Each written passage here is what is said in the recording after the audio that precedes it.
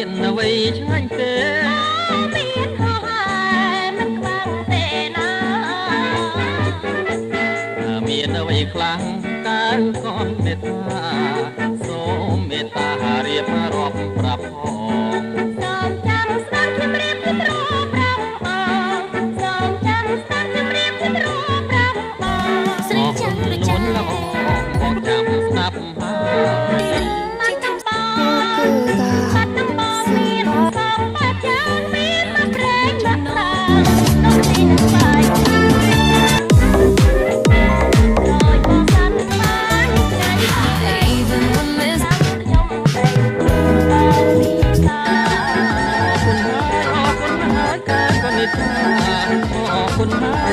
មនុស្សទាំងអស់ក្នុងលោកនេះញ៉ាំពីណាំ